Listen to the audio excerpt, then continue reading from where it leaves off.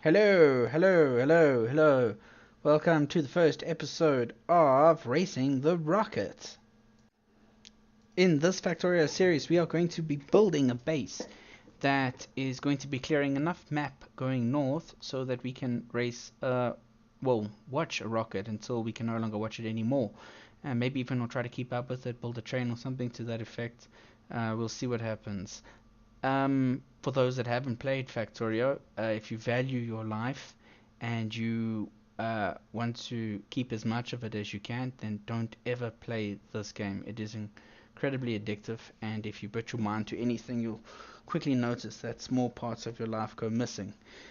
So, in this series, we're going to be over a couple of series. I want to build a base that has got 10 trains, and the 10 trains are going to be unloading 6 on each side, so 12, and so 12 per cart. 10, that's going to be 140 arms per wagon that comes in and out of the base. I want to build an internal train network to move all of your products that are built outside of cogs and that.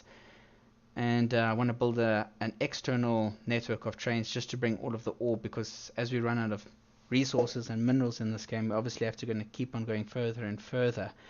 Also want to try to see what's up with this new system for infinite research that can be done for laser turrets and all of that. I've seen that with laser turrets as they stand right now, they've got infinite research that can take place, so eventually your individual laser turret should become strong enough to the power of 10 or 15 as they would be on first level. Even more than that, you could drop down one turret and it'll handle an entire alien base all by itself. So I don't know if that's going to detract from the game, but we'll see what happens with that. This is the first episode that I'm going to be uploading. I plan on doing one a week, preferably on Sundays, because I have to work, and anyone that has played this game knows that working and this game don't go very well. You'll lose your entire life to play in this game. So in the beginning, we're just setting up our network. Our coal patches are at the very bottom of the map at the very beginning, so we have to move them all the way to the top. If you've played this game before, you'll know that you need, in the beginning, when you got your steam turbines going, you have to get as much coal and resources to the top of the map as possible so that you can keep all of your steam turbines going, and you'll build more and more, and eventually you'll have to find another ore patch. So I just decided at the very beginning that I'll allocate large amounts of space for it. So let's see what happens. Over here we're going to be putting together our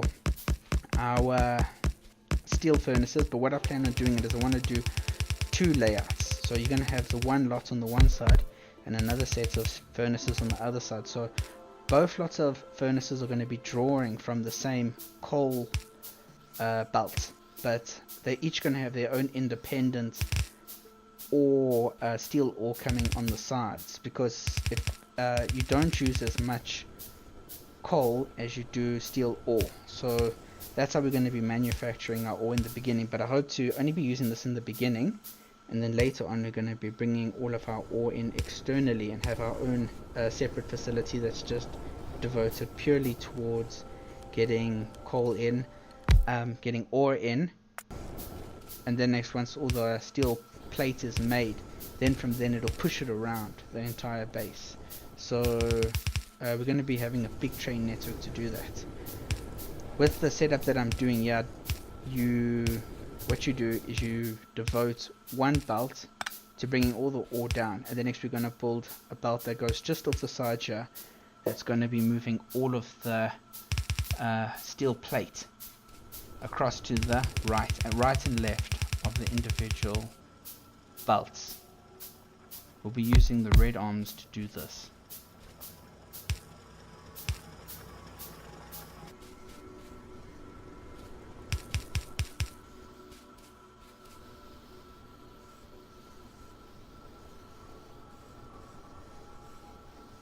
Yes, and now we can see how it quickly brings it out. Also, although this is an efficient way of producing a lot of steel plate, it can become a bit overwhelming, and if you don't manage it correctly, then you'll have red inserter arms that will just be hovering in the air, with nothing to throw back down onto the outgoing belt.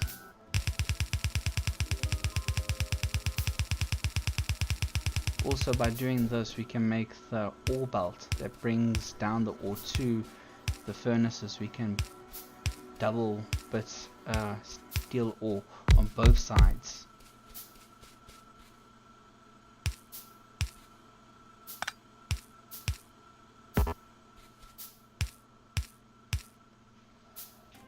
This is going to be using up now to design all of the cogs.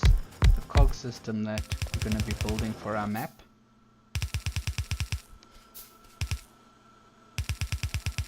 Pushing up further coal minerals to the top of the map here.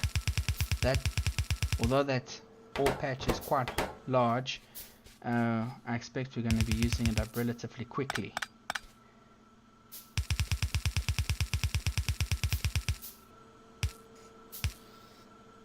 Now on the one side we've got all of the cogs that are being created from the ore that's going out. On this side over here we'll devote to the plate to be used for a separate purpose.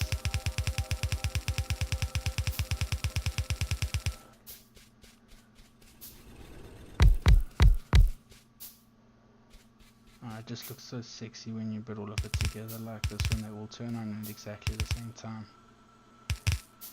We'll divide it up like that in the beginning, although that first block at the top, it'll run out of ore very quickly. Yeah, so that we can design some belts.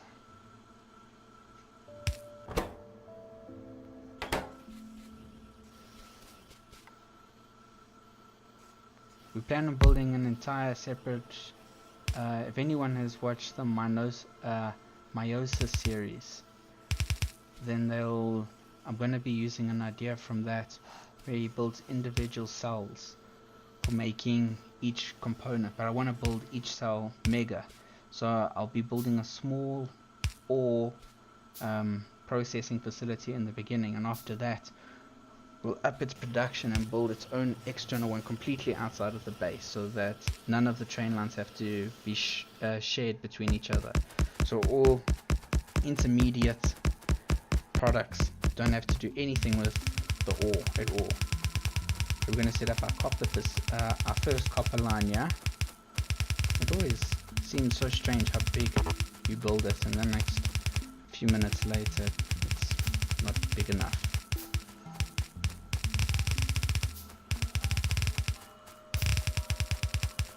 I'm going to make some extra room here just so that we can bring in some coal from that first patch.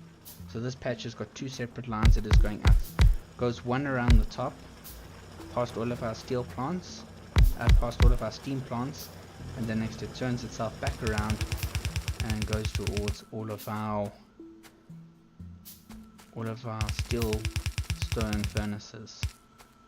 Then on the other side, same technique that we used with building the first lot of steel plate furnaces, we build one belt just to move everything away.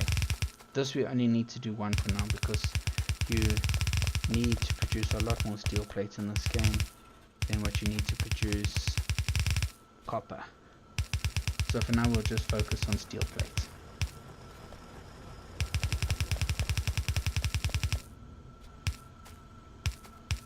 Bringing it all down, one of the first very big things you'll have to build in this game is green boards.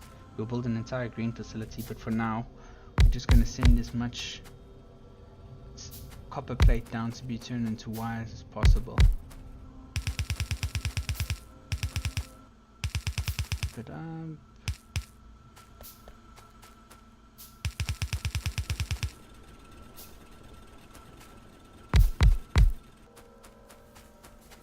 and already we need to set up another steam turbine, but we're gonna start running out of power very quickly, so we might as well throw down quite a few, and we can just keep on extending this coal line as we have to every single time the line gets a little bit longer.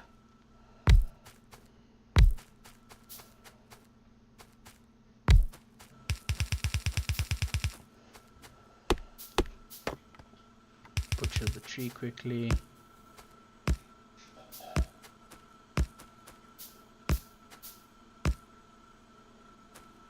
And we know that we're going to have some boilers hooked up one day in the future to all these other plants.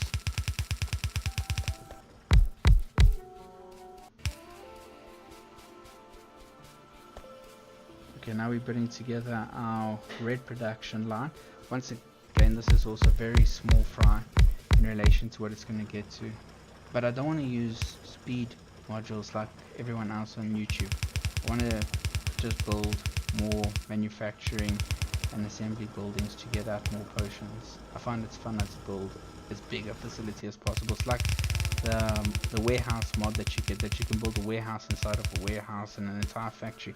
Kind of, in my opinion, defeats the purpose of building a big factory if you can just build everything in one small little block and then just have it shoot out on the back with the finished product. This is going to be our first little research wheel that we're going to get going. But this is going to be the very first one, the tiny baby one that we'll use in the beginning.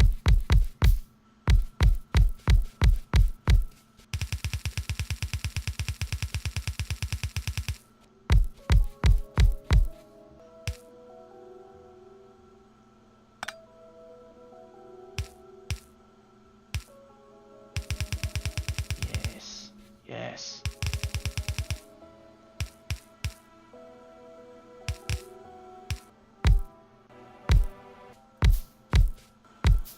There we go, that looks a little bit better. Now to check down arms.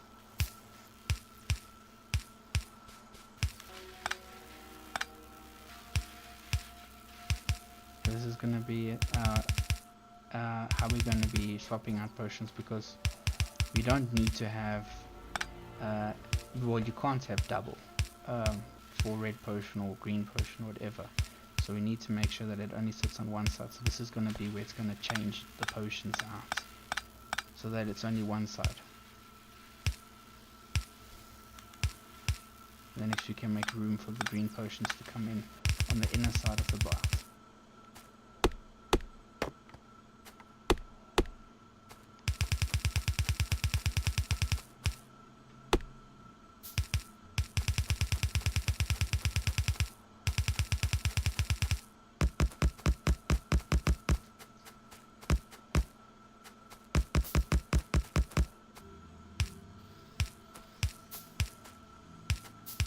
Putting down some more copper furnaces.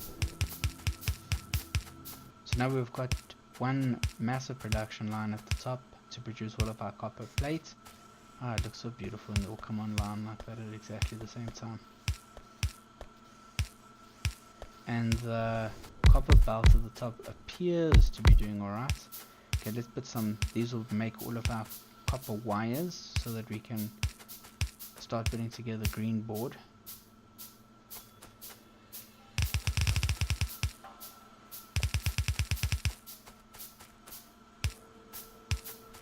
Now in the beginning, for every one plate you put in, you get 2 cables. So we'll have to swap those out as soon as we get blue arms, because they're just going to start filling up, and they're not going to be able to insert more plates in.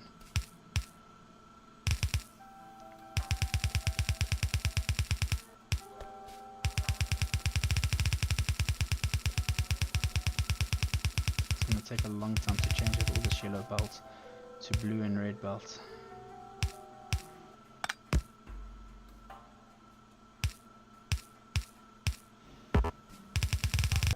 Okay, I put together a little facility line here to start getting some green board cooking. You need green board for almost everything in this game. But every board depends on green board. So it makes good sense to build an entire facility devoted purely for making just green board.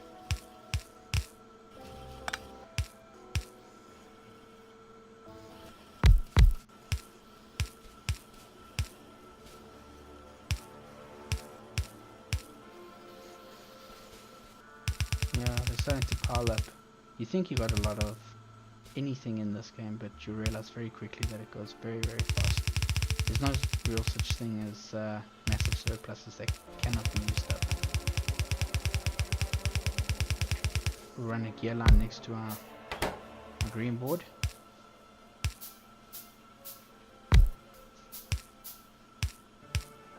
Okay, time to get all of our assembly buildings done. Because the assembly building components for both of them are exactly the same, just blue buildings require the first assembly building in addition.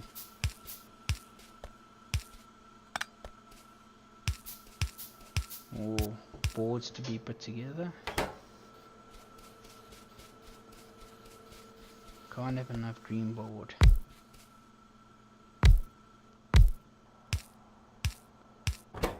These are just odd things that we're going to put together now that you don't really need massive amounts of it, but we might as well start getting it together now so that when we progress later on in the game, then we've got a supply of it.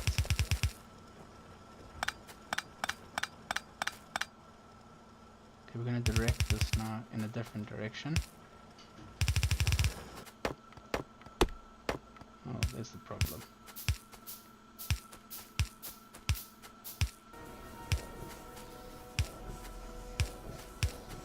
Yes. Yes.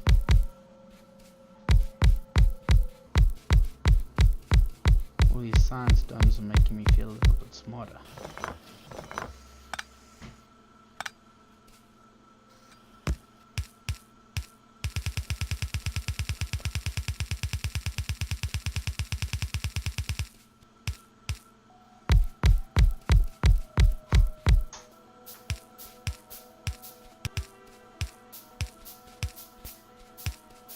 Get some arms going down so we can produce some yellow arms.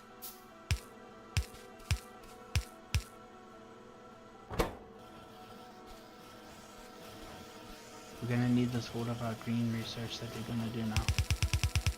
Because although we got that big wheel going with all of those red potions, there's only so much research you can do that is exclusive to red. At the same time, we've got to swap out so that we can start getting blue and red on, blue and red. And the next, we'll just leave this last one to put together some mining rigs for us. This is just going to start putting some mining rigs together for us so that we can start mining. We'll have to build a separate line to make mining rigs at a later date. We need some more gears. All your intermediate products such as gears and copper cable, those things are always worthwhile building a massive facility, even if you're not planning on building a build as big as this one.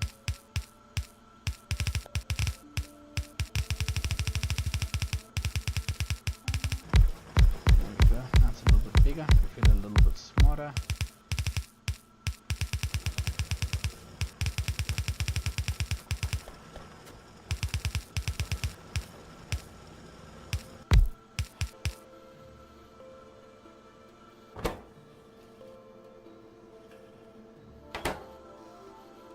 Just need to put some belt together now, because belt and our yellow inserter arms, that's going to give us our green potions.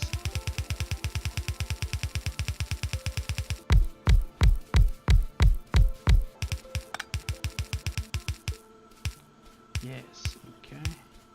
Green potions will be coming out now in bulk, but all of this is small compared to where we plan on going with the series.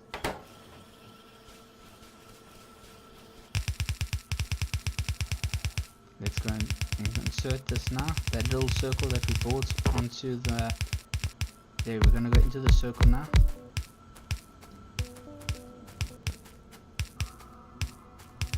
More cables because we're running out of green board. Although we had so much green board, we're now actually running out of green board. Just put this into the other side now. That should increase the supply, but if you can see at the top there, not all of them are getting a chance to throw down their cables. When we put down red belt, this will improve, but for now,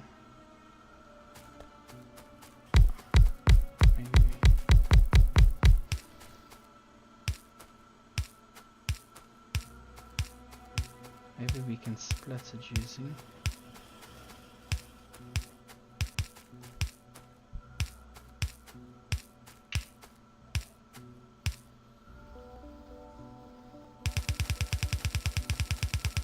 What we'll do is we'll divide it over here.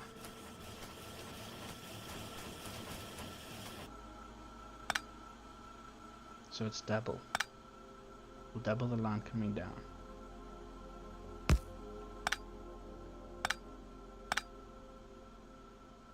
So we'll have two separate lines of.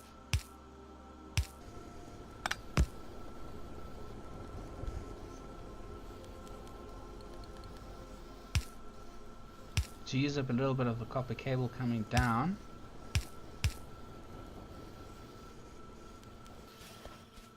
That helps out over there. Now we've got it on both sides.